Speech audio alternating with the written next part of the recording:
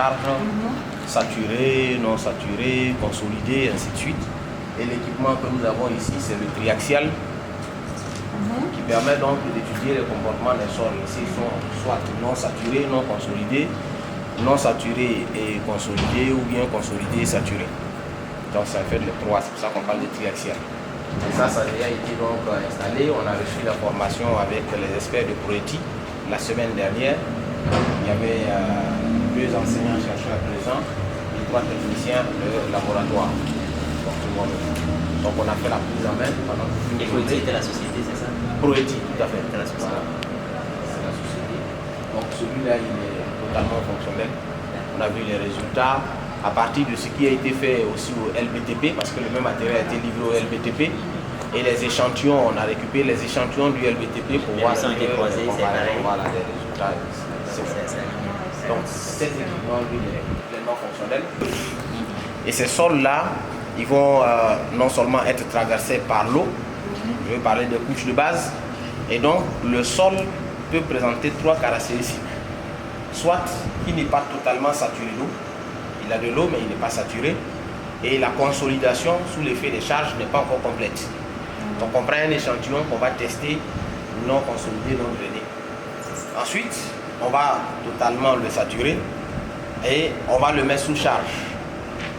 Après, il sera donc totalement consolidé, saturé, drainé et on va le mettre sous charge.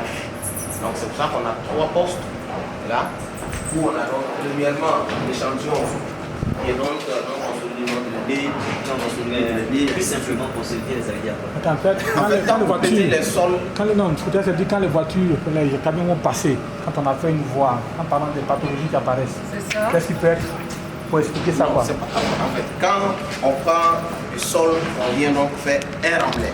Oui. Après, on va passer là-dessus, donc on va le damer sous l'effet des voitures. Il arrive donc un stade où le sol est suffisamment compact pour récupérer les charges sans grande déformation. Quand nous on prend le sol, c'est ce qu'on simule ici. Voilà, en le mettant à donc quel moment sous charge. consolider, ça correspond à quand il n'y a plus de déformation. Quand Voilà, on atteint il y a un pourcentage de compactage qui est défini par les tests qui nous permet de dire que ce sol-là, à ce stade, il est vraiment consolidé. Là, nous avons terminé une visite, la visite des équipements, des premiers équipements qui ont été reçus dans le cadre du projet qui est financé par le MCA.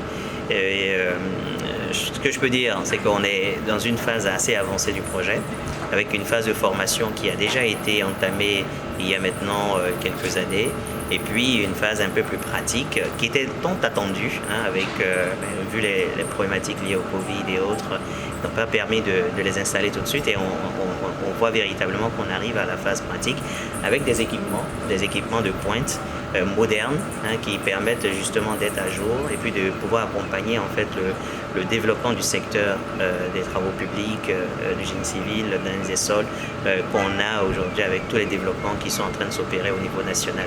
Donc l'accompagnement théorique, je dirais la formation théorique, la formation pratique, et puis un alignement de nos connaissances avec ce qui peut se faire dans des laboratoires spécialisés tels que le LBTP.